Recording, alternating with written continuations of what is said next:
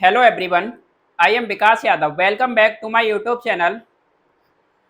बच्चों आज मैं यहाँ पर आपको द हिंदू न्यूज़पेपर का फर्स्ट एडिटोरियल डिस्कस करेंगे।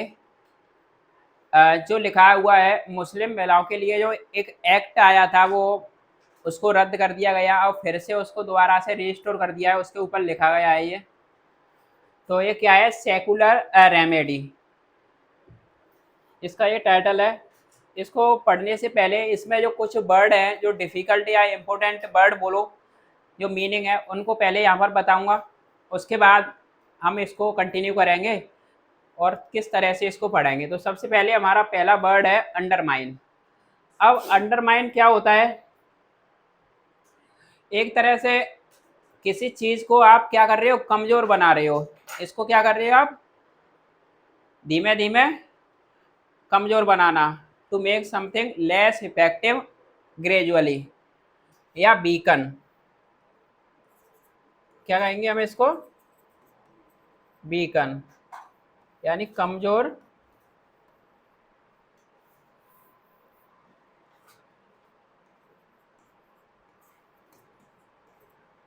कमज़ोर करना। किसी चीज़ को आपने कमज़ोर कर दिया, धीमे धीमे उसका इफेक्ट क्या है, कम रह गया है, उसको कहेंगे हम अंडरमाइन करना। एक ये क्या है हमारा पार्ट ऑफ स्पीच में वर्ब है। एक और इसका सिनोनियम है, जैसे आपने किसी चीज़ को बी लिटिलमेंट भी कहते हैं, वो भी क्या होता है, किसी को कम कर देना, बी लिटिलमेंट, LITTLEMENT, इसका सिनोनियम्स है। अब देखो ये होता है एथोस। एथोस क्या होता है, एथोस वैसे किसी की मान्यताएं या स्पिरिट होता है, किसी के करेक्टरिस्टिक्स होती है, उसको कहते हैं हम एथोस। एथोस क्या होता है, एथोस नाउन है, मान्यताएं, या बोला जाए तो SPIRIT, स्पिरिट भी कह देते हैं हम इसको। अब देखो ये फोर क्लॉज। फोर क्लॉज क्या है, फोर क्लॉज, फोर माने होता है वैसे, फोर एक प्रपोजिशन भी होती है, या फोर किसी के सामने से पहले, और क्लोज माने बंद। तो किसी को एक तरह से हम सीज करना, क्या हो जाएगा, सीज करना, और वैसे हम इसको क्या बोलेंगे, नीलाम करना। हमारा ये पार्ट ऑफ स्पीच क्या है, वर्ब है। ये वर्ड यूज होता है नीलाम करने के लिए, नीलाम करना या सीज करना, SEIZE। अब डेरोगेशन, डेरोगेशन क्या होता है, जैसे आप किसी चीज़ में कमी लेकर आते हैं, जैसे किसी में डिप्रिसिएशन आता है, उसको कहते हैं डेरोगेशन। पार्ट ऑफ स्पीच क्या है हमारा, ये नाउन है, क्या बोलेंगे इसको, डिप्रिसिएशन, DEPRECIATION, डिप्रिसिएशन, अवमूल्यन।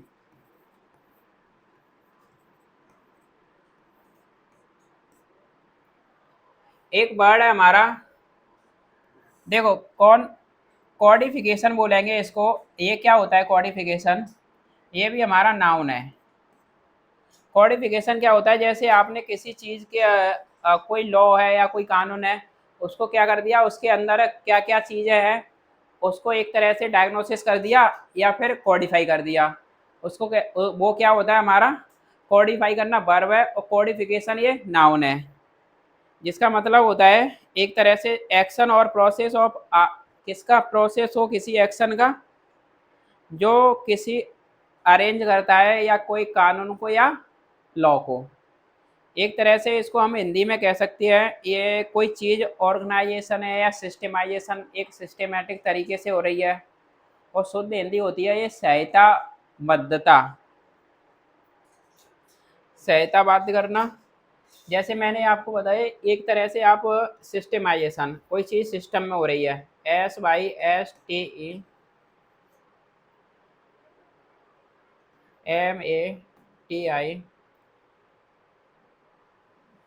सिस्टमाइजेशन, SYSTEMATIZATION,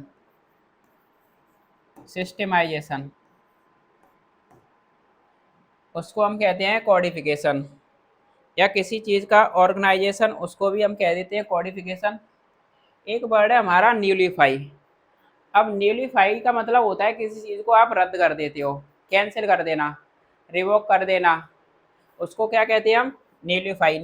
न्यूलीफाई हमारी वर्ब है जिसका मतलब होता है NCLE, कैंसिल यानी रद्द करना। या एक और सिनोनियम है इसका,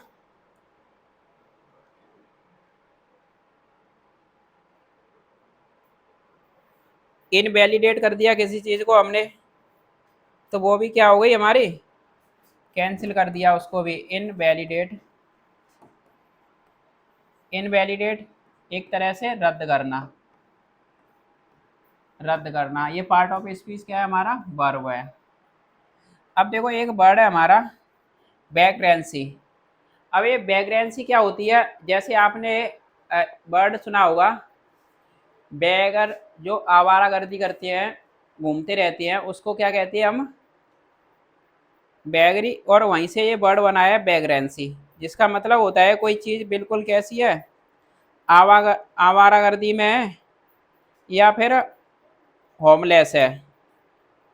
ये हमारा पार्ट ऑफ स्पीच क्या है? नाउन है, यानी होमलेसनेस।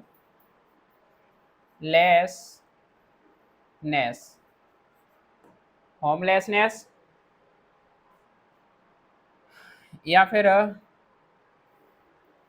और क्या हो जाएगा इसका सिनोनियम? एक वर्ड है बहुत अच्छा, इटिनरेंसी।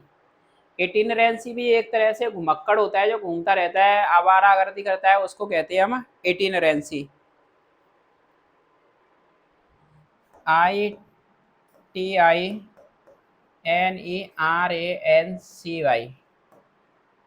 वैगरेंट होता है घुमक्कड़।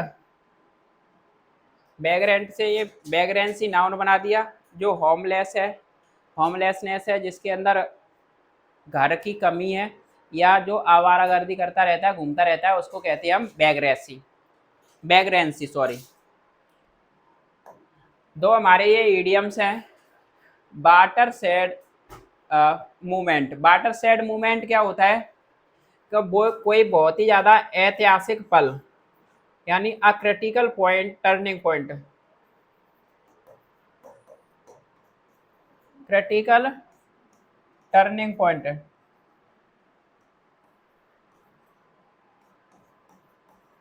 Critical turning point. Critical turning point होता है, एक होता है देखो हमारा idiom stood extinguished. Sting extinguished क्या होता है? स्टूड मतलब कोई चीज़ कैसी है? खड़ी हुई है, और अभी भी कैसी है? एक्सटिंग्विश्ड है, बिल्कुल खत्म हो चुकी है। तो इंडेड या टर्मिनेटेड है, कैसी अवस्था में है? खत्म, बिल्कुल डेड। इंडेड है या फिर टर्मिनेटेड है,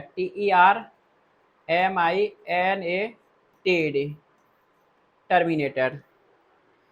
तो ये हमारे कुछ इंपॉर्टेंट जो महत्वपूर्ण वर्ड थे जो मैंने आपको यहाँ पर बताए हैं। अब अपना आर्टिकल कंटिन्यू करते हैं। तो ये सबसे पहले इसका टाइटल है सेक्युलर रेमेडी। अब आपको रेमेडी पता है? रेमेडी होता है एक उपाय या उपचार। उपचार, रेमेडी से निकल के आया। रेमेडी जो होती है दवाएं, तो वहाँ से ये निकल के आया रेमेडी, एक तरह से जो दवा है या उपाय है, किसी चीज़ का उपचार है। अब सेकुलर होता है धर्मनिरपेक्ष। अब आपको पता है कि आप सारे, हमारी इंडिया जो कंट्री है वो कैसी है? सेक्युलर है। सेक्युलर का मतलब होता है सारे समुदाय या सारे धर्म के लोगों के लिए इक्वलिटी होना। यहाँ पर किसी एक जाति या एक धर्म का कंट्री नहीं है, यहाँ सारी जाति है, सारे धर्म हैं, और सबको समानता है, सबके लिए सबको समान अधिकार मिले हुए हैं। तो हमारी कंट्री सेकुलर कंट्री बोली जाती है। तो यही कह रहा है कि जो सेकुलर रेमेडी है, एक धर्मनिरपेक्ष उपचार बोला जाए या फिर सभी के लिए समान उपचार, तो उसको हम कहते हैं सेकुलर रेमेडी। अब ये कहाँ पर है? ऑन द मुस्लिम वुमेन और मेंटेनेंस एंड कोर्ट वर्डिक्ट, यानी कोर्ट का फैसला होता है, कोर्ट वर्डिक्ट। और मुस्लिम महिलाओं का मेंटेनेंस, मेंटेनेंस होता है उनके रख रखाव के लिए जो भत्ता दिया जाता है। और भत्ता कब दिया जाता है? जब शादी के बाद एक हस्बैंड और वाइफ में नहीं बनती है तो उनको जब डिवोर्स दे देता है, तो डिवोर्स देने के बाद जो पत्नी को जो भत्ता दिया जाता है उसको कहते हैं अलाउंसेस। तो वहीं ये बात कर रहा है कि ये मुस्लिम महिलाओं का एक अधिकार है, ये उनको भी अधिकार मिलना चाहिए कि जब शादी होने के बाद उनमें नहीं बन रही है आपस में, तो अलग हो जाती हैं, डिवोर्स ले लेती हैं, तो उनको क्या दिया जाना चाहिए, मेंटेनेंस, यानी उनको भत्ता दिया जाना चाहिए, जो गुजारा भत्ता जिसको कहते हैं अलाउंसेस। अब देखो, Muslim women's right to seek maintenance under secular laws is well stabilised. अब मुस्लिम महिलाओं, वीमेंस है यहाँ पर, ये प्यूरल है, तो मुस्लिम महिलाओं का जो अधिकार है वो क्या है, मुस्लिम महिलाओं के अधिकार सीख करने के, पाने के अधिकार है, या कोशिश करने का उनका अधिकार, किसके लिए कोशिश करने का अधिकार है, क्या पाने का है, गुजारा भत्ता यानी मेंटेनेंस। और किसके अंतर्गत रह के, जो सेक्युलर लॉज है, जो धर्मनिरपेक्ष जो कानून है उसके अंतर्गत रहते हुए इनका अधिकार है कि इनको गुजारा भत्ता पाने का या लेने का अधिकार है। और ये चीज़ कैसी है, जो मुस्लिम वीमेंस का राइट है वो एज है बड़े अच्छे से स्थापित है। स्टेबलाइज का मतलब है किसी चीज़ का अच्छे से कोई स्थापित है, फाउंडेड है, उसको कहते हैं स्टेबलाइज्ड। और बेल का मतलब बहुत अच्छे से, तो बहुत अच्छे से ये क्या है, स्टेबलाइज्ड है। सबसे पहले हमारी जो एज है ये वर्ब है, और ये हमारा जो सब्जेक्ट है ये मुस्लिम वीमेंस राइट, ये हमारा सब्जेक्ट है, और एज हमारी वर्ब है। ठीक, प्रेजेंट सिंपल का टेंस बना हुआ है। जब भी मैंने आपको बताया था इज एम आर या वॉज वर्ब, बी फैमिली की वर्ब जब भी अकेली आ जाती है, इसके बाद में कोई दूसरी वर्ब नहीं आती है, तो ये सिंपल टेंस बनती है, तो ये सिंपल टेंस है। तो मुस्लिम महिलाओं का जो अधिकार है वो बड़े अच्छे से स्थापित है, और उनको गुजारा भत्ता दिए जाने की या पाने का उनको अधिकार है। अब इसको देखो कंटिन्यू करते हैं, और मैं आपको बताऊंगा कि यहाँ सबसे पहले अगर आप चाहते हो इंग्लिश की अंडरस्टैंडिंग लेना, तो सबसे पहले उसमें देखो, जब भी आप रीड करो तब एक सब्जेक्ट और एक वर्ब को आइडेंटिफाई करो। हमारी फर्स्ट प्रायोरिटी होनी चाहिए, उसमें वर्ब आइडेंटिफाई करो, उसके बाद में सब्जेक्ट देखो उसका। जब आप पहचानना लग जाओगे कि सब्जेक्ट क्या है, ऑब्जेक्ट क्या है, वर्ब क्या है, जब आपको पता ही नहीं है इसमें वर्ब क्या है, तो आपको क्या पता चलेगा इसमें क्या एक्शन हो रहा है, क्या एक्टिविटी हो रही है, किसके ऊपर लिखा गया है। तो ये हमारे लिए बहुत ज़्यादा ज़रूरी है कि एक सब्जेक्ट को और एक वर्ब को आइडेंटिफाई कम से कम करें, जिससे हमें 70-80% किसी भी सेंटेंस की अंडरस्टैंडिंग आती है। तो इसको कंटिन्यू करते हैं। In holding that a divorced Muslim woman is not barred from invoking the secular remedy of seeking maintenance under the code of criminal procedure, जो होता है CRPC। अब देखो यहाँ से, इन होल्डिंग दैट यानी देखते हुए या ऐसा होल्ड करते हुए, क्या माना है, ये माना है कि एक जो तलाकशुदा महिला, मुस्लिम महिला, डिवोर्स जो होता है जिसको तलाक दे दिया गया है, और मुस्लिम महिला एक तलाकशुदा मुस्लिम महिला जो नहीं रोका जाता है उसको, इज नॉट, बार का मतलब होता है स्टॉप या रोकना, रोकना। ये कौन सी फॉर्म है, थर्ड फॉर्म है। और जब भी एज एम आर के बाद में थर्ड फॉर्म लगती है तो ये होता है पैसिव। तो तलाकशुदा महिला को नहीं रोका जाता है, कहाँ से, फ्रॉम से। इनवॉकिंग का मतलब होता है किसी चीज़ के आह्वान करना या अपील करना किसी चीज़ के लिए, या कंजर, अपील टू। और इनवॉकिंग से, अपील करने से, और किसकी, जो है एक धर्मनिरपेक्ष उपाय की, सेकुलर रेमेडी की, ऑफ की, जो पाने के लिए किसकी कोशिश कर रही है, एक मेंटेनेंस की, एक गुजारे भत्ते को पाने की कोशिश, किसके अंतर्गत, CRPC के अंतर्गत। अब यहाँ से ये कह रहा है, the supreme court of India has done well to clarify an important question concerning the impact of a 1986 law that appeared to restrict their relief to what is allowed in Muslim personal law alone. अब ये कह रहा है supreme court जो है सर्वोच्च न्यायालय भारत का, उसने बड़े अच्छे से क्या किया है, देखो हैज डन आता है जब भी हैज के बाद वर्ब की थर्ड फॉर्म आती है तो ये प्रेजेंट परफेक्ट टेंस बना हुआ है। तो बड़े अच्छे से इसने क्या किया है, डन अच्छे से कर दिया है, स्पष्टीकरण टू क्लैरिफाई कर दिया है। क्या क्लैरिफाई किया है, एक महत्वपूर्ण क्वेश्चन को स्पष्ट कर दिया है। और क्या करते हुए, चिंता जताते हुए किसकी, जो 1986 के जो लॉ का जो असर है, जो प्रभाव है, उस पर चिंता जताते हुए इसने सुप्रीम कोर्ट ऑफ इंडिया ने बड़ी अच्छे से ये महत्वपूर्ण क्वेश्चन को क्लैरिफाई यानी स्पष्टीकरण दे दिया है, स्पष्ट कर दिया है। अब जो अपीयर्ड होता है, कैसा जो लॉ है ये 1986 का ये लॉ क्या अपीयर्ड होता है कि ये टू रेस्ट्रिक्ट करेगा, क्या रेस्ट्रिक्ट करेगा, उनकी राहत, रिलीफ होती है राहत। और वो कौन सी राहत है, जो व्हाट इज अलाउड, जो उनको अलाउ की जाती है, उनको या अनुमति देती है, किसमें, मुस्लिम पर्सनल लॉ में।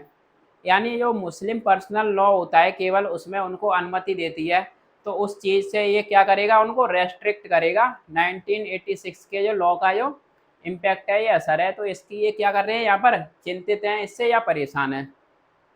अब देखो, the enactment of the Muslim women, अब यहाँ से बता रहा है ये क्या है, protection of rights on divorce act 1986 was a watershed movement that is seen as having undermined the country's secular ethos by seeking to nullify a court judgment in the Shah-Bano case 1985। ये paragraph बड़ा है, धीमे धीमे पढ़ते हैं थोड़ा थोड़ा करके। तो सबसे पहले ये यहाँ से देखो, द इनएक्टमेंट, देखो इनएक्टमेंट का मतलब क्या होता है, किसी को लागू करने का जो काम होता है इनएक्टमेंट बोलते हैं उसको। और ये क्या है, अब मुस्लिम वीमेन एक्ट का जो लागू करने का जो काम है 1986 का जो एक्ट है। अब देखो ये कोमा में जो है वो एडिशनल इंफॉर्मेशन है, ये है मुस्लिम वुमेन वीमेन एक्ट 1986। वो क्या था 1986 का एक्ट, वो था प्रोटेक्शन यानी संरक्षण या सुरक्षा, किस पर, सुरक्षा का अधिकार था, ऑन पर, डिवोर्स पर। तो तलाक पर जो सुरक्षा का अधिकार था वो था 1986 का एक्ट। तो इसका जो लगाने का काम था ये बड़ा ही कैसा था, वाटर शेडेड मूवमेंट था। वाटर शेडेड मूवमेंट क्या बताया था मैंने, एक क्रिटिकल टर्निंग पॉइंट होता है, ये बड़ा ही ऐतिहासिक क्षण था या एक क्रिटिकल टर्निंग पॉइंट था। जो दैट इज सीन, जो ऐसा दिखाई देता है, दैट इज सीन जो दिखाई दे रहा है, सीन हो रहा है कि कैसा सीन हो रहा है, किस रूप में, कि इसने हैविंग अंडरमाइन, अंडरमाइन मतलब किसी चीज़ को क्या कर दिया है, कमज़ोर बना रहा है, इसने कमज़ोर कर दिया है। क्या कमज़ोर कर चुका है ये, कंट्री के जो सेकुलर, कंट्री के जो देश की जो सेकुलर यानी धर्मनिरपेक्ष जो मान्यता है, जो स्पिरिट है, उसको कम कर चुका है। और कैसे, सीख करके यानी उनको कोशिश करके, क्या कोशिश करके, रद्द करने की, कैंसिल करने की, शून्य करने की कोशिश करके एक कोर्ट के जजमेंट को, फैसला जो आया था शाह बानो केस में 1985 में। तो 1985 में शाह बानो नाम की एक महिला थी, उसके केस का एक कोर्ट ने जो जजमेंट जो फैसला दिया था, तो उस फैसले को रद्द करने की कोशिश करके इसने क्या कर दिया, इसको अंडरमाइन कर चुका था, इसको ये कमज़ोर बना चुका था, जो मुस्लिम वीमेंस 1986 जो एक्ट था उसको। अब यहाँ से देखो, which allowed a divorced Muslim women to apply for maintenance from a magistrate under section 125 of the CRPC। तो जो अब ये क्या था 1985 जो केस था, जो केस अलाउ करता है, विच अलाउड, जिसको अलाउ कर दिया गया था, अनुमति दे दी गई थी एक डिवोर्स महिला को, मुस्लिम वुमेन को, कि वो अप्लाई करे किसके लिए, गुजारे भत्ते के लिए, मेंटेनेंस के लिए। तो 1985 में उसको अनुमति दे दी गई थी कि वो मेंटेनेंस यानी गुजारा भत्ता के लिए अप्लाई कर सकती है। और वो अप्लाई कहाँ से होता है? एक मजिस्ट्रेट अंडर सेक्शन 125 जो सीआरपीसी की जो धारा होती है और वो 125 के सेक्शन के अंतर्गत अप्लाई कर सकती है वहाँ से एक डिवोर्स मुस्लिम महिला। जो 1985 का जो एक्ट था उसमें ये बताया है। अब देखो यहाँ से सब्सिक्वेंटली यानी इसके बाद ही तुरंत क्या हुआ था, 1986 law was upheld by a constitutional bench in 2001। अब देखो 1986 में इस लॉ को क्या कर दिया गया था, अपेल्ड करना समर्थन किया गया था एक कॉन्स्टिट्यूशन बेंच के बेंच यानी खंडपीठ होती है उसको कहते हैं बेंच जो संवैधानिक जो खंडपीठ होती है इनमें 2001 में। तो देखो 1986 जो लॉ था सॉरी उसको 2001 में उसका समर्थन किया गया था। और कैसे किया गया था, किस चीज़ के बाद में क्या हुआ था, तब उसका दोबारा से लेके आएगा। पहले इसको क्या कर दिया, अंडरमाइन कर दिया, कमज़ोर करा बना दिया था 1985 में जो शाहबानो नाम का केस आया था उसमें। फिर दोबारा से 2001 में इसको क्या समर्थन मिला था, किसके बाद मिला था वो बता रहा है, आफ्टर के बाद में, coming close to declaring it's provisions unconstitutional for discriminating against Muslim women. यानी बड़े ही आफ्टर के बाद, कमिंग क्लोज यानी किसी चीज़ के बड़े ही नज़दीक या करीब आ जाने के बाद में जो था डिक्लेयरिंग करने का, घोषणा करने का, इसके प्रावधानों को, यानी जो इसके प्रावधान है वो कैसे बता दिए थे, गैर संवैधानिक अनकॉन्स्टिट्यूशनल बता दिए थे। और किसके लिए, जो थे भेदभाव के लिए मुस्लिम महिलाओं के खिलाफ। तो मुस्लिम ऐसा बताया कि इसमें मुस्लिम महिलाओं के खिलाफ भेदभाव होता है और ये कैसा है, एक तरह से गैर संवैधानिक लॉ है, गैर संवैधानिक कानून इसको बता दिया था। इस वजह से क्या कर दिया था, इसको अंडरमाइन कर दिया था। फिर 2001 में ये दोबारा से इसको क्या कर दिया गया था, इसको सपोर्ट किया गया था या इसको वैध ठहराया गया था 2001 में। अब आगे चलते हैं नेक्स्ट पैराग्राफ पे। द एक्ट वॉज डिक्लेयर्ड यानी जो एक्ट था, कानून था, उसको क्या कर दिया, डिक्लेयर कर दिया। कैसा, वैलिड, यानी इसको वैलिड बता दिया, वैध घोषित कर दिया। वैध घोषित कर दिया गया था कब, after the bench read it down in such a way as not to foreclose the secular remedy for Muslim women. इसको क्या वैध घोषित कर दिया गया था जब संवैधानिक जो बेंच थी उसने, एक खंडपीठ ने, जब इसको रीड इट डाउन करना, किसी चीज़ को बड़े ध्यान से पढ़ना, तो जब इसको बड़े ध्यान से यानी पढ़ा गया था इन अ सच वे में, यानी इस तरह से इसको पढ़ा गया था, इस तरह से इसकी व्याख्या की गई थी। कैसे, क्या ये एज नॉट नहीं है, ये क्या नहीं है, ये सीज नहीं करता है या नीलाम नहीं करता है, एक तरह से रोकता नहीं है किसको, सेक्युलर रेमेडी यानी धर्मनिरपेक्ष उपाय को रोकता नहीं है मुस्लिम महिलाओं के लिए। तो इसको वैलिड कब बताया था, पहले तो इसको कह दिया ये अनकॉन्स्टिट्यूशनल है, गैर संवैधानिक है। फिर जब इस बेंच ने जब इसको कहा, इस तरह से इसको बड़े ध्यान से जब इन्होंने पढ़ा, रीड इट डाउन किया, तब पता चला कि ये क्या है, सेक्युलर रेमेडी से मुस्लिम महिलाओं को रोकता नहीं है और इसको वैलिड डिक्लेयर कर दिया। अब देखो आगे, several high court judgments took different views on whether Muslim women should avail of Section 3 of the 1986 Act or Section 125 of CRPC। अब सेवरल होता है बहुत सारे, हाई कोर्ट होते हैं जो उच्च न्यायालयों के जो फैसले, बहुत सारे उच्च न्यायालय के फैसले जो टेक किए गए थे, लिए गए थे अलग अलग नज़रियों पर, डिफरेंट व्यूज पर। और कहाँ थे, ऑन के बेदर, हाँ के ना, कि मुस्लिम महिलाओं को शुड करना चाहिए, अवेल करना चाहिए, इस चीज़ का फ़ायदा उठाना चाहिए जो 1986 के जो सेक्शन 3 है 1986 का जो सेक्शन 3 है उसका, या फिर सेक्शन 125 सीआरपीसी का। तो अलग अलग व्यू आए। तो यहाँ पर क्या निकल के आया कि मुस्लिम महिलाओं को या तो 1986 का जो सेक्शन है 3 उसका फ़ायदा उठाना चाहिए, या फिर इनको सीआरपीसी की जो धारा है सेक्शन 125 इसका फ़ायदा उठाना चाहिए। ये निकल के आया। बहुत सारे हाई कोर्ट ने क्या दिया, अपना फैसला दिया था, उन्होंने अलग अलग व्यू दिए थे। अब देखो, the latest verdict by a bench of justice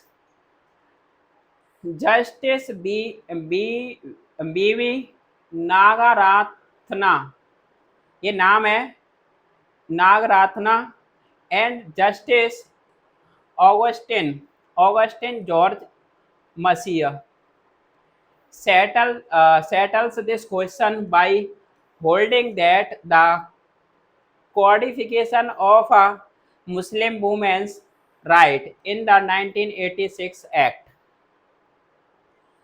अब यहाँ से देखो, ये एम डैश से ये और यहाँ से ये एडिशनल जानकारी दी है। देखो अभी इसको आप छोड़ दो, मैं बताऊंगा इसको। अब इस सेंटेंस को यहाँ से कंटिन्यू करो। 1986 act was only in addition to and not in derogation of her right to seek maintenance like a woman of any other religion। ये कह रहा है जो हाल ही का जो फैसला आया था, जो लेटेस्ट यानी जो हाल ही का जो वर्डिक्ट था, किसके द्वारा था, एक बेंच के द्वारा। और वो बेंच किसकी थी, उसमें एक तो जस्टिस थे जो बीवी नागराथना और एक जस्टिस ऑगस्टिन जॉर्ज, ये दोनों वहाँ पर जस्टिस, इनकी जो बेंच थी उसका लेटेस्ट जो फैसला आया था वो सेटल्स करता है, यानी उसने क्या कर दिया था, फैसले ने व्यवस्थित करता है क्या, इस क्वेश्चन को, क्या क्वेश्चन था, बाई के द्वारा होल्ड करके, होल्ड दैट यानी ऐसा मानते हुए कि जो कॉडिफिकेशन है, जो इसके सिस्टमाइजेशन है मुस्लिम वुमेन्स महिलाओं के अधिकार का, जो सिस्टमाइजेशन है या करेक्टरिस्टिक है 1986 के जो एक्ट के, वो क्या है, वो वॉज ओनली नहीं थे, इन एडिशन टू का मतलब होता है के अतिरिक्त, नॉट इन डेरोगेशन। तो इसके अतिरिक्त ये क्या है, डेरोगेशन नहीं है, ये कमी नहीं करते हैं, यानी डिप्रिसिएशन नहीं करते हैं उनके अधिकारों को, जो है उनको मेंटेनेंस यानी गुजारा भत्ता पाने का, like a women of any other religion, यानी किसी अन्य धर्म की महिला की तरह से। तो यही कह रहा है जो ये एक्ट है इसका जो कोडिफिकेशन हुआ था, ये केवल ऐसा नहीं था कि ये कमी करेगा उनके अधिकारों को जो है गुजारे भत्ते के लिए, और इसके अतिरिक्त ये और भी क्या था, एक लाइक था एक महिलाओं की तरह से, जो अन्य दूसरे रिलीजन की जो महिलाएं होती है उनको जो अधिकार होती है इसी तरह से उनको भी अधिकार है इस एक्ट में। तो ये था। अब देखो ये बताया है यहाँ से, इसको देखो मैं बताता हूँ आपको ये एमडेस से क्या थी, including the right to maintenance during the, देखो ये है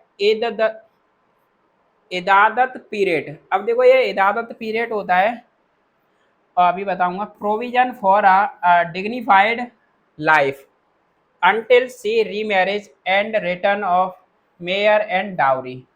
अब ये 1986 का जो एक्ट था उसमें जो चीज़ें थी वो एमडेस से एमडेस लगा के बता दिया है। तो क्या क्या चीज़ें थी, तो इसमें ये शामिल करता है राइट टू मेंटेनेंस यानी गुजारा भत्ता का एक तो अधिकार, और किसके दौरान गुजारा भत्ता दिया जाए, एक जो इदादत पीरियड होता है, यानी शादी के बाद जब उसको छोड़ दिया जाता है, कम से कम ये अवधि होती है 128 से 30 दिन की अवधि होती है। तो इसमें ये जब छोड़ दिया जाता है पत्नी को, तो उस वाले पीरियड में इसको भत्ता दिया जाए।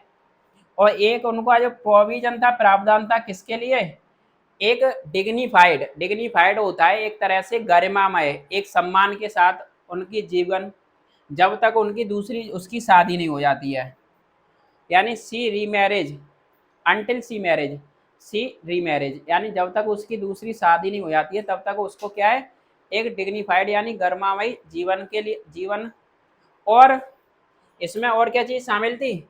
वापसी शामिल थी, किसकी? दहेज की, यानी डाउरी। डाउरी, और देखो ये मेयर एक उर्दू वर्ड है, मेयर और डाउरी दोनों का मतलब एक ही है, जो दहेज।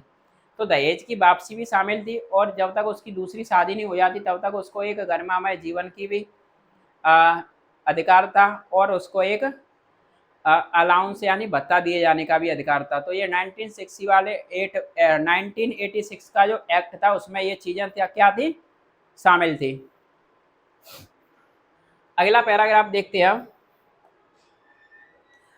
अब देखो, justice Masih in his main opinion concludes that both the personal law provision and the secular remedy for seeking maintenance ought to exist in parallel in their distinct domains। अब देखो, जो जस्टिस मसीहा थे, उनका मेन क्या opinion था, main जो उद्देश्य था या मेन जो मुख्य जो विचार था, उनके जो मुख्य विचार में उन्होंने क्या कंक्लूड किया था, वो निष्कर्ष पर पहुंचे थे। क्या निष्कर्ष था? कि दैट के दोनों, जो एक तो पर्सनल लॉ का जो प्रावधान है जो मुस्लिम महिलाओं के लिए, और एक सेकुलर रेमेडी, यानी इन दोनों चीज़ों को क्या होना चाहिए? फॉर के लिए, यानी सीकिंग मेंटेनेंस, यानी गुजारा भत्ता के लिए, आउट टू एग्जिस्ट, इनको एग्जिस्ट करना चाहिए, अस्तित्व में रहना चाहिए, पैरेलल यानी बराबर, अपने अलग अलग दायरों में, अलग अलग डोमेन में। तो इनको अलग अलग इनके डोमेन्स हैं, एक तो पर्सनल लॉ और एक सेकुलर रेमेडी। इन दोनों चीज़ों को बराबर यानी समांतर एग्जिस्ट करना चाहिए। इस निष्कर्ष पर ये जस्टिस मसीहा पहुंचे थे। While the CRPC may be invoked by a woman if she was unable to maintain herself, देखो, वाइल जबकि सीआरपीसी की जो धारा में भी इसको इन्वोक किया जा सकता है, इसको आह्वान किया जा सकता है, इसका एक महिला के द्वारा इसके लिए अपील की जा सकती है, यदि वह सक्षम नहीं है, वॉज अनेबल है, यानी सक्षम नहीं है क्या करने में? मेंटेन करने में, रख रखाव में अपने खुद को। तो वो जब अपना खुद का रख रखाव नहीं कर पा रही है, जब वो सक्षम नहीं है, तो वो इस चीज़ के लिए क्या कर सकती है? अपील कर सकती है सीआरपीसी की धारा के अंतर्गत। अब देखो, यानी जब वो अपने आप से अपना खर्चा वहन नहीं कर पा रही है, मेंटेन नहीं कर पा रही है, तो फिर वहाँ पर वो उसके अधिकार होना था सीआरपीसी की धारा में कि वो क्या करे? अपील कर ले। अभी देखो next, the 1986 act makes it a Muslim husband's obligation to provide for his divorced wife and her children up to a certain point। ये कह रहा है जो 1986 का जो एक्ट है, ये मेक इट करता है, क्या बनाता है? एक मुस्लिम महिला हस्बैंड यानी एक मुस्लिम पति का जो दायित्व है कि वो प्रोवाइड कराए, उपलब्ध कराए अपनी तलाकशुदा यानी पत्नी को और अपने बच्चों को, अप टू यानी एक सर्टेन बिंदु तक, एक सर्टेन पॉइंट तक। तो एक उसकी भी सीमा होती है, निश्चित सीमा होती है कि एक सर्टेन ये क्राइटेरिया है, इस क्राइटेरिया तक एक मुस्लिम जो पति है उसने अपनी पत्नी को डिवोर्स दे दिया, तलाक दे दिया है, तो उसको क्या करना चाहिए? उसका दायित्व होता है कि वो अपनी पत्नी को और अपने बच्चों को प्रोवाइड कराए, उनको एक तरह से गुजारा भत्ता दे। यहाँ पर ये कह रहा है। अब Justice Nagarathna in her concurring opinion looks at the social purpose behind the provision for maintenance in the CRPC। अब देखो ये क्या कह रहा है,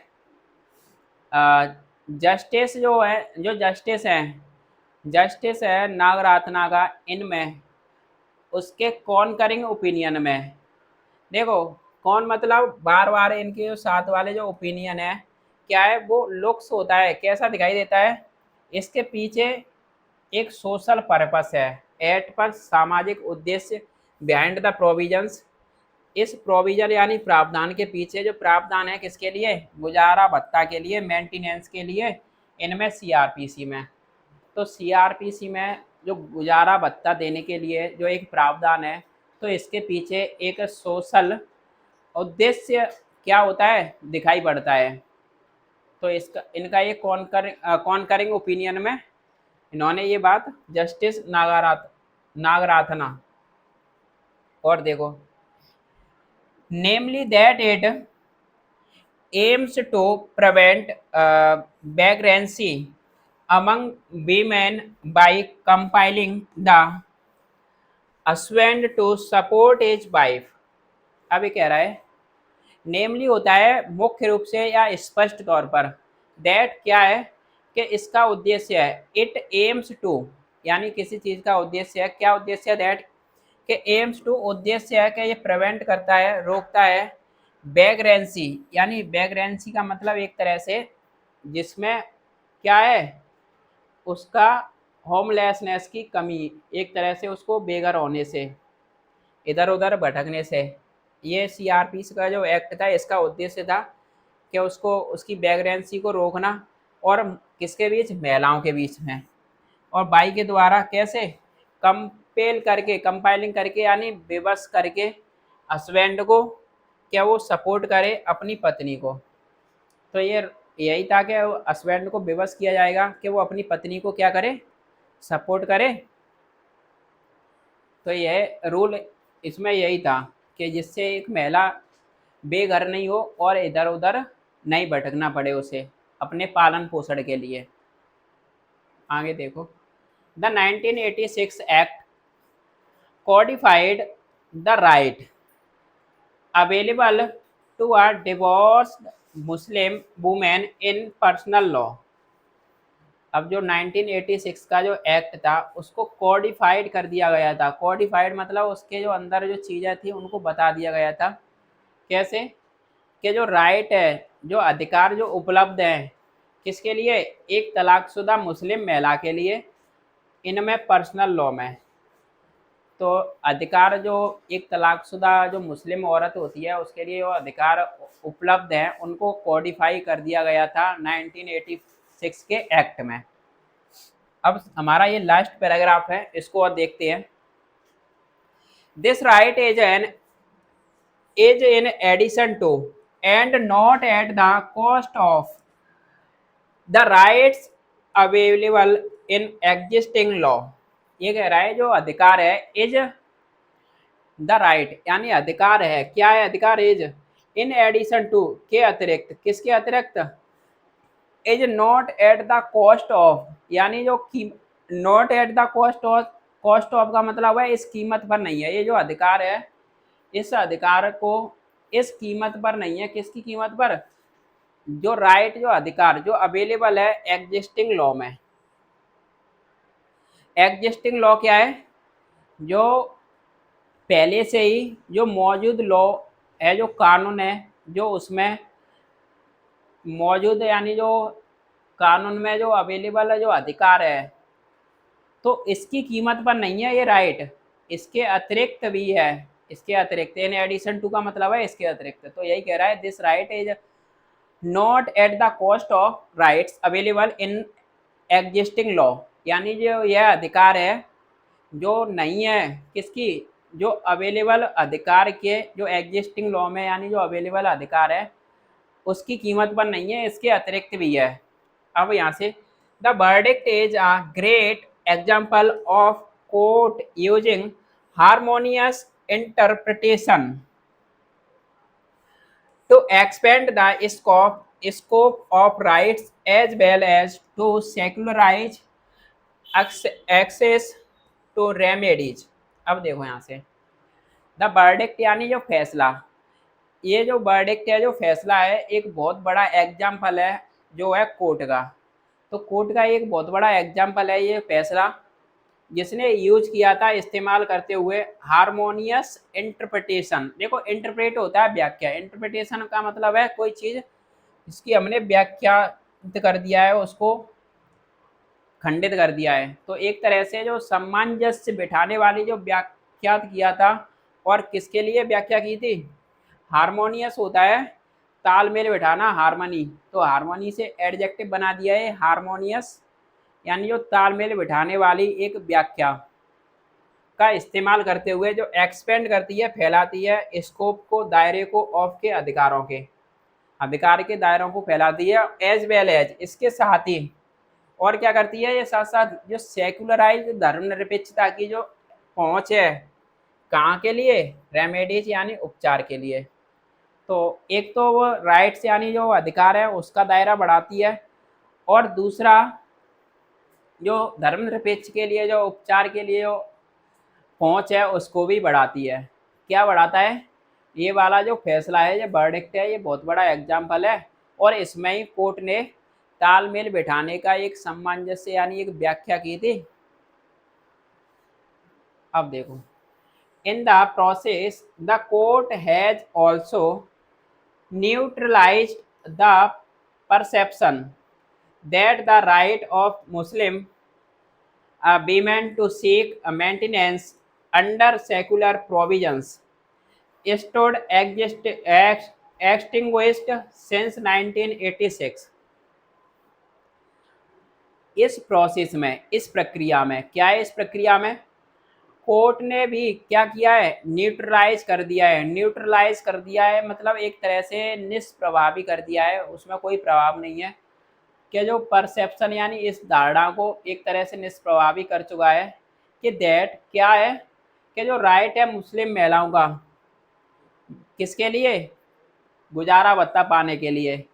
किसके अंतर्गत आता है? जो धर्म निरपेक्ष जो प्रावधान के अंतर्गत आता है, वो उसको स्टूड एक्सटिंग्विश कर दिया गया था, इंडेड कर दिया गया था, टर्मिनेटेड कर दिया गया था 1986 में ही।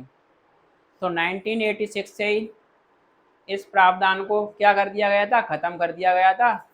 तो कोर्ट ने इस वाली परसेप्शन, इस वाली धारणा को भी क्या कर दिया है? निष्प्रभावी कर चुका है या कर दिया है। हमारा ये यहाँ पर खत्म होता है आर्टिकल। आज का सेशन यहीं पर रैप अप करते हैं। Thank you watching this video.